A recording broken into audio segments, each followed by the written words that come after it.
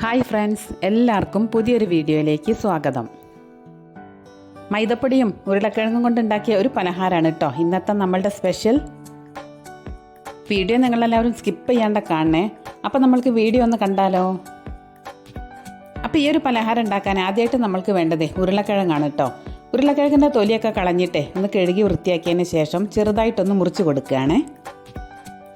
ഇനി ഇത് കുക്കറിലേക്ക് ഇട്ട് കൊടുത്തതിന് ശേഷം ആവശ്യത്തിന് ഉപ്പും കുറച്ച് വെള്ളവും ചേർത്തിട്ട് ഒന്ന് വേവിച്ചെടുക്കാം. ബ്രേക്ക്ഫാസ്റ്റ് ആയിട്ടോ ഈവനിങ് സ്നാക്സ് ആയിട്ടോ ഒക്കെ കഴിക്കാൻ പറ്റിയ നല്ലൊരു പലഹാരമാണ് കേട്ടോ ഇത്. അപ്പോൾ ഈ ഒരു പലഹാരം ഉണ്ടാക്കാനേ മൈദപ്പൊടി തന്നെ വേണമെന്ന് യാതൊരു നിർബന്ധവും ഇല്ല കേട്ടോ. ഗോതമ്പ് പൊടിയിൽ വേണേലും ഇത് ചെയ്തെടുക്കാം. ഉരുളക്കിഴങ്ങേ ഞാൻ വേവിക്കാൻ വെച്ചിട്ടുണ്ടേ. അപ്പോൾ അത് വെന്ത് വരുമ്പോഴേക്കും നമ്മൾക്ക് മൈദാമാവ് ഒന്ന് കുഴച്ചെടുക്കാം. കുറച്ച് മൈദ എടുത്തതിന് ശേഷം അതിലേക്ക് 1 ടേബിൾ സ്പൂൺ ഓയിലും ആവശ്യത്തിന് ഉപ്പും ചേർത്തിട്ട് നന്നായിട്ടൊന്ന് ഇളക്കിയെടുക്കാം. ഇനിയിപ്പോൾ ഞാൻ നന്നായിട്ടൊന്ന് മിക്സ് ചെയ്തെടുത്തിട്ടുണ്ട്. ഇനി ഇതിലേക്ക് ആവശ്യത്തിന് വെള്ളവും ചേർത്തിട്ട് കുഴച്ചെടുക്കാം. നിങ്ങൾക്ക് വീഡിയോ ഇഷ്ടപ്പെട്ടാലേ ചാനൽ സബ്സ്ക്രൈബ് ചെയ്യാനും ഹൈപ്പ് ചെയ്യാനും ഫോളോ ചെയ്യാനും ലൈക്ക് ചെയ്യാനും ഒന്നും മറക്കണ്ട കേട്ടോ. അതോടൊപ്പം തന്നെ നിങ്ങളുടെ ഫ്രണ്ട്സിനും റിലേറ്റീവ്സിനും ഒക്കെ ഈ വീഡിയോ ഒന്ന് ഷെയർ ചെയ്ത് കൊടുക്കണേ. വേവിച്ചെടുത്ത് ഉരുളക്കിഴങ്ങ് ഇതേപോലെ നന്നായിട്ടൊന്ന് ഉടച്ച് കൊടുക്കുകയാണേ. മൈദാമാവ് കുഴച്ചെടുത്തതേ ഞാൻ കുറച്ച് നേരം ഒന്ന് അടച്ചു വെക്കുകയാണേ. ഇനിയിപ്പോൾ ഈ ഒരു പലഹാരത്തിന് വേണ്ട ഫില്ലിംഗ് ഒന്ന് റെഡിയാക്കി എടുക്കാനുണ്ട്. അതിന് വേണ്ടിയിട്ട് ഞാനൊരു പാൻ സ്റ്റൗവിൽ വെച്ചിട്ടുണ്ട്. ചൂടായി വരുന്ന സമയത്ത് ആവശ്യത്തിന് വെളിച്ചെണ്ണ ഒഴിച്ചു കൊടുക്കാം. ഇനി പാനിലേക്ക് ഒരു സവാള പകുതി അരിഞ്ഞതും കൂടി ചേർത്ത് കൊടുക്കുകയാണ്. അതോടൊപ്പം തന്നെ ഒരു തക്കാളി ചെറുതായിട്ട് അരിഞ്ഞതും ഒരു പച്ചമുളക് അരിഞ്ഞതും കൂടി ഇതിലേക്ക് ഇട്ട് കൊടുക്കുന്നുണ്ട്. എന്നിട്ട് നന്നായിട്ടൊന്ന് വഴറ്റിയെടുക്കാം. വഴന്ന് വരുന്ന സമയത്ത് ഇതിലേക്ക് ആവശ്യമായ മസാലപ്പൊടികൾ കൂടി ചേർത്ത് കൊടുക്കുകയാണ്. 1/2 ടീസ്പൂൺ മുളക് പൊടി, 1/4 ടീസ്പൂൺ മഞ്ഞൾപ്പൊടി, 1 ടീസ്പൂൺ ബിരിയാണി മസാല, ഇതെല്ലാം കൂടിയാണ് കേട്ടോ ചേർത്ത് കൊടുക്കണേ. എല്ലാം കൂടി ചെറുതായിട്ടൊന്ന് വഴറ്റിയെടുത്താൽ മതിയേ. അതിനുശേഷം നമ്മൾ നേരത്തെ വേവിച്ച് ഉടച്ച് മാറ്റിവെച്ച് ഉരുളക്കിഴങ്ങും കൂടി ഇതിലേക്ക് ഇട്ട് കൊടുക്കാം. ഇനി നിങ്ങൾക്ക് എരിവ് കൂടുതൽ ഇഷ്ടമാണെങ്കിൽ മുളക് പൊടിയുടെയും പച്ചമുളകിൻ്റെയും ഒക്കെ അളവ് കൂട്ടിക്കോളൂ കേട്ടോ. ഇനി ഇതെല്ലാം കൂടി നന്നായിട്ടൊന്ന് വഴറ്റിയെടുക്കാം. ഈ ഒരു സമയത്തെ ഉപ്പ് പോരാന്ന് തോന്നുകയാണെങ്കിൽ കുറച്ച് ഉപ്പും കൂടി ചേർത്ത് കൊടുക്കാം. ഉരുളക്കിഴങ്ങ് നേരത്തെ വേവിച്ചെടുത്ത സമയത്തെ ഉപ്പ് ചേർത്തിട്ടാണല്ലോ വേവിച്ചെടുത്തത്. അതുകൊണ്ട് തന്നെ ഇതിലേക്ക് ഉപ്പ് ചേർക്കുമ്പോഴേ ഒന്ന് ടേസ്റ്റ് ചെയ്ത് നോക്കിയതിന് ശേഷം മാത്രം ചേർത്താൽ മതിയാകും. ഈ ഒരു സമയത്തെ നിങ്ങൾക്ക് ഇഷ്ടമാണെങ്കിൽ കുറച്ച് മല്ലിയില കൂടി ചേർത്ത് കൊടുത്തോളൂ കേട്ടോ. അപ്പോഴേക്ക് മൈദമാവൊക്കെ സോഫ്റ്റായിട്ട് കിട്ടിയിട്ടുണ്ട്. ഇനി ഇത് ബോൾസാക്കി എടുക്കാം. അത്യാവശ്യം കട്ടിയിലെ ചെറിയ വട്ടത്തിലാണ് കേട്ടോ ഞാനിത് പരത്തിയെടുക്കണത്. മൈദമാവെ ഒരുപാട് വട്ടത്തിൽ പരത്തിയാലേ ഫില്ലിങ് വെച്ചിട്ട് അത് വേവിക്കണ സമയത്തെ പൊട്ടിപ്പോവാൻ ചാൻസ് ഉണ്ട്. അതുകൊണ്ട് തന്നെ അത്യാവശ്യം കട്ടിയിലും ചെറിയ വട്ടത്തിലും വേണം കേട്ടോ പരത്തിയെടുക്കാൻ വേണ്ടിയിട്ട്. കുറച്ച് എണ്ണ പുരട്ടി കൊടുത്തതിന് ശേഷം ഒരു ബോൾസ് എടുത്തിട്ട് ചെറുതായിട്ടൊന്ന് പരത്തി കൊടുക്കുന്നുണ്ടേ.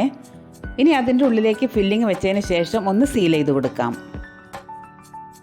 വീഡിയോയിൽ കാണുന്ന രീതിയിൽ വേണം കേട്ടോ ഇത് സീൽ ചെയ്തെടുക്കാൻ.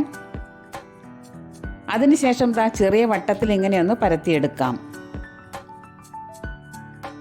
ശേഷം ബാക്കിയുള്ള മാവും കൂടി പരത്തിയെടുത്തിട്ട് അതിൻ്റെ നടുവിലും കൂടി ഫില്ലിങ് വെച്ച് കൊടുക്കുകയാണ്. ഒരുപാട് എണ്ണയോ ഓയിലോ ഒന്നും ചേർത്തിട്ടല്ല കേട്ടോ നമ്മൾ ഈ ഒരു പലഹാരം ഉണ്ടാക്കിയെടുക്കണത്. അത്യാവശ്യം ഹെവി ആയിട്ടുള്ളൊരു പലഹാരമാണ് കേട്ടോ ഇത്. അതുകൊണ്ട് തന്നെ 2 എണ്ണമൊക്കെ കഴിച്ചാൽ വയറ് നിറയുകയും ചെയ്യും.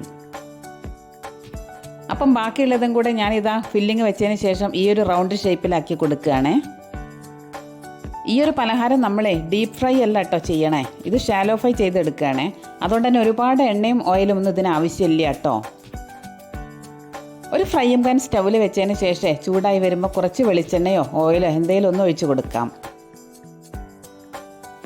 ഇനി ഓരോന്നായിട്ടേ ഫ്രൈയും പാനിലേക്ക് വെച്ച് കൊടുത്തതിന് ശേഷം തിരിച്ചും മറിച്ചും ഇട്ട് ഒന്ന് വേവിച്ചെടുക്കാം.